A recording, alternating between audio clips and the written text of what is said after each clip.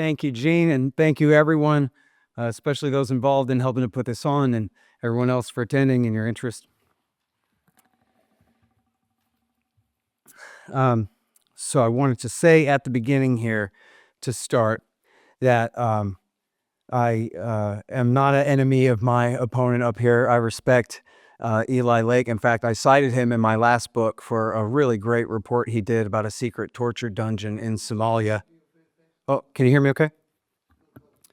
And so, hey, that's some sound journalism, and Mr. Lake and I disagree on a hell of a lot, but this isn't personal. We're just debating the issues, that's all. And also, I wanted to, I have to save that, sorry.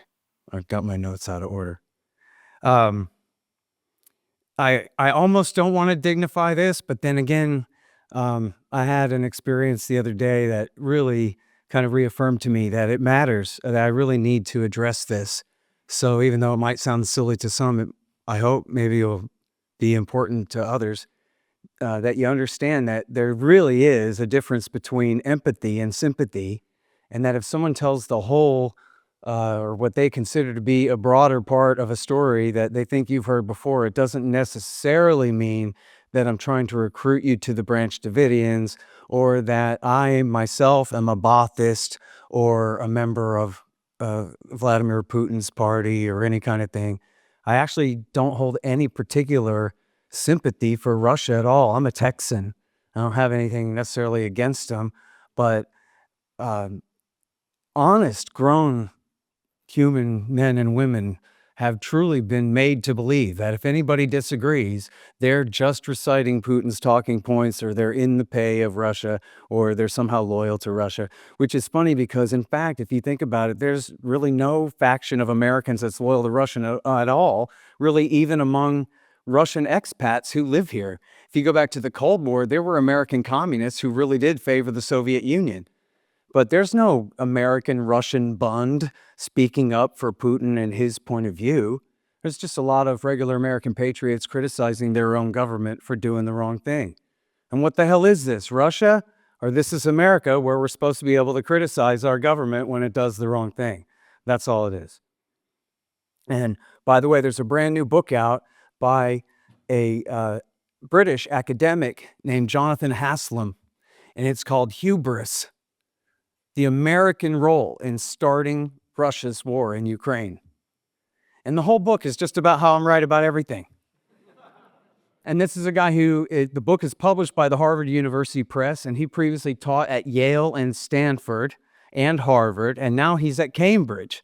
So actually, considering the history of Cambridge, he's more likely to be a traitor than me. But no, he's a good guy, and his book is right on, and I really wish that I got my hands on it before I wrote mine, because I would have poached a lot of stuff out of it. He's got a lot of really great stuff in there. But this is my book, and to start the debate, I'm going to read out of it. No, I'm just kidding. That's just a cheap excuse to bring the book up here and show the YouTube audience later. It's called Provoked: How Washington Started the New Cold War with Russia and the Catastrophe in Ukraine. And so that's what it's about. I've been told that there are some Dartmouth professors here. I didn't know if you guys were here to award me my honorary PhD after, or just for the Q&A section. Look forward to that, though. But anyway, so here's my case, is that America did start the new Cold War with Russia and provoked the catastrophe in Ukraine. And it starts out with the end of the last Cold War. And the Bush senior administration made the Soviets believe that they were going to not only not expand NATO, but they were going to replace NATO. NATO would become a new political organization, sort of like the EU plus America, and they would replace it with what was then called the CSCE. It's now called the OSCE, which the Soviets were already members of. So under this theory, instead of having an alliance, we would have a partnership, and the Soviets, later the Russians, and the Ukrainians, and all of the Eastern European states, and including even the Central Asian stands, we would all be part of it together. So Ukraine's neutrality would be baked right in. And it was based on these promises that the Soviets agreed to reunification in Germany and eventually agreed to let the whole Warsaw Pact go. And based upon this goodwill, the hardliners lost, and the good guys won and overthrew and destroyed the whole Soviet Union. So the promise not to expand NATO wasn't just a promise, it was an agreement. And it was based upon that agreement that the Soviets did the very best thing that they ever did, which was cease to exist. And it was extremely important and meaningful at the time. They also began to screw over the Russians with their shock therapy economic policy and their wars in the Balkans. Now, I'm a libertarian, and as I show in the book, there's a lot of reason to believe the real problem with shock therapy is that they didn't go far enough, and there were still communists in charge of the central bank and other things. And so, contrary to the idea that they got too much capitalism too quick, what actually happened was they only got half-assed Bill Clintonian capitalism in slow motion, and it turned into the complete crony gangsterism of the whole economy and destroyed. Imagine a Soviet communist economy turn to American-style capitalism, and everything gets worse by a lot. And this helped to undermine faith in all the liberal reformers and Democrats and people who wanted to go America's way, just as the wars in the Balkans did, especially the war in Serbia and NATO expansion. The war in Serbia, they launched 3 weeks after they finally brought the first round of expansion of NATO of Poland, Hungary, and the Czech Republic into the alliance. Now, in the 1990s, the brightest light said not to do this. George Kennan, who had coined the containment policy, was only one of them. There's a whole list of hawks on the Soviet Union who were doves on the new Russia. And Kennan said, I'll tell you what's going to happen. The people who are now saying, we can expand NATO, it'll be fine, the Russians aren't going to do anything.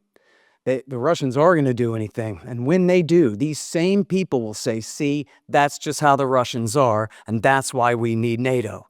But that's just wrong. They are creating this self-fulfilling situation, perpetuating the crisis. In other words, instead of a new world order, as Bush Sr. promised, it was the same old world order. It was just now they moved the dividing line from the middle part of Germany, another 1,200 miles east, right to Russia's border. Now, if they were going to live up to their promises and include the Russians in the thing, then it wouldn't make a difference. But they were never going to share that much power with the Russians. So instead, they were only moving the line in a way that threatened the Russians. As even the hawks acknowledged at the time, in the Bill Clinton years, in the W. Bush years, in the Obama years, over and over, Richard Holbrooke, who was the worst of them in the Clinton years, but also Zbigniew Brzezinski and Henry Kissinger, and the leading proponents of NATO expansion, all said, but of course we have to make a special exception for Ukraine. Everyone knows that if we get into a real contest with Russia over dominance in Ukraine, the Russians are going to take it. It's right there. We're 7,000 miles away. And there's, of course, their extremely crucial warm water naval port at Sevastopol. And there's this large ethnic Russian population in the east, where after all, the communists drew the border in 1921. There's nothing sacred about that. Crimea only went to them in 1954 based on an edict of the General Secretary of the Communist Party of the Soviet Union, i.e. Holy Writ somehow, I don't know. And so they all recognized, the hawks all recognized, we have to have Ukrainian neutrality baked in, which it was in their constitution. And despite that, the Americans did everything they could in the Bush and especially the Obama years to push the Russians out and to, as they put it themselves, take Ukraine away from Russia and bring it into America's sphere of influence. Now, people say the Ukrainians wanted that, but of course, that by definition has to be an over-exaggeration. Some Ukrainians wanted that. Many of them were very against it. And the polls showed that at no time did a majority support joining NATO or moving all to the way to the West. And there was plenty of skepticism even about the EU.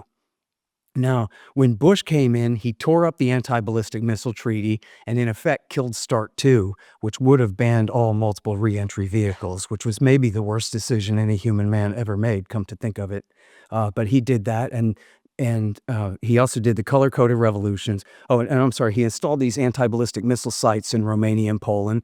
That these anti-ballistic missiles are launched from dual-use launchers, the MK or Mark 41 missile launchers that can host Tomahawk cruise missiles that can be tipped with hydrogen bombs. So they started violating the spirit of the INF Treaty first. And they launched what are called the color revolutions. And this started under Bill Clinton, but it continued under W. Bush. USAID and NED are in the news right now. And these are the groups where basically the CIA changed from doing these covert coups d'etats like Iran in 53 and Guatemala in 54 to overt coups d'etats, essentially coups dressed up as revolutions with tens or even hundreds of millions of dollars into these countries to overthrow governments friendly to Russia and there near abroad. And this escalated. The very worst was in the Obama years in 2014 for the second time in 10 years, because W. Bush had done it in 2004. Obama backed a revolution, essentially a putsch against the government. And it's kind of complicated because what the Americans were really after was early elections and to force the president to accept their prime minister and their government. But then the protest movement that they had supported got out of hand and ended up chasing the president right out of town, is how it went down. And I explain that all in the book. And this is really what led to the war. It led immediately to the loss of Crimea when the new government threatened to kick the Russians out of their naval base there. And the Russians reacted by a coup de main, essentially taking their sailors and Marines and occupying the thing. And then John Brennan, who was the director of the CIA, went to Kiev and demanded that they launch a war against the dissenters in the East who were refusing to accept the rule of the new regime. And we know now from Brad Dorfman and Yahoo and an extensive piece from last year in the New York Times that the CIA was there from day one after the revolution and to help, and at the start of the war in April of 2014. And this is really the start of the war. And there's no question that it was America that started it, not Russia. It was in Forbes magazine. They said, John Brennan came to Kiev. The covert war begins today. It was the headline. It was overt as it could be at the time. And that was what started the war. And then they had the Minsk II deals, and the Americans refused to put the pressure on Kiev to implement the thing. And in fact, even when they wanted to implement the Minsk II deal, the Americans thwarted that. For example, in the Trump years, the ambassador, William Taylor, intervened and prevented Zelensky just after he had been sworn in 2019. He tried to work with the Germans on a new proposal for how to implement the deal, and Ambassador William Taylor told them not to do it. Just like Warren Zimmerman back in 1992 helping to get the war going in Bosnia by preventing a peace deal. And of course, well, I guess I mostly have to skip Trump for time here. I'm out of it. I'm sorry, but I will say that he either was as bad as on Russia as any of them, or he had no control over his government's Russia policy for 4 years. The last time around, I think. They said it themselves to the New York Times, a piece called The Quiet Americans, the Russia hands. They said, Trump is like the captain of a ship. He's holding a wheel, but it's not attached to anything. And the permanent national government had their way. The empire had their policy, essentially through including escalating arms sales to Ukraine. And I mentioned Zach Dorfman, who wrote about the CIA role there. He had a great series at the start of the war, and part of that was he quoted the CIA saying that they warned their bosses to tell the politicians to stop sending arms. You're not deterring Russia, you're only provoking them. That was the CIA officers on the ground whose job it was to distribute the weapons they were receiving to the Ukrainians. They said they have this policy, they just think it's going to work that way, but it's not. They're giving the Russians more and more reason to do this sooner than later, is all that they're doing. And in fact, you may have heard of, and I hope you'll look into it, the Rand Corporation report from 2019 called Extending Russia, meaning overextending Russia. In other words, provoking them. The whole thing is how to provoke Russia, how to give them costly problems. We could sabotage the Nord Stream. We could increase support to the rebels in Syria. We could put pressure on the government in Kazakhstan. We could pour weapons into Ukraine. Things, whatever we can do to keep them off balance, to keep them bogged down, to keep them busy. But in that Rand Corporation study, they say at the end of every recommendation, disclaimer, don't listen to us. Don't do this. It'll be terrible. Al-Qaeda could take over Syria. The war in Ukraine could escalate, and the Russians could actually move their regular forces into the country, which would be a catastrophe for us and for our friends. So just because the think tankers we're saying you could do that, we're not saying you should do that, and it's right there. And so then Biden came in, and he spent 2021, and we all know the history of this. He spent 2021, and especially the later part of it, telling the Russians, you better not, but refusing to deal with them in good faith whatsoever, when he truly could have negotiated an end to the war in the East and permanent neutrality for Ukraine going forward. And then, as we all know too, after the war started, his government again scotched a peace deal in order to keep the war going, to weaken Ukraine. And now look at it, they've lost. Anyway, thank you. Sorry.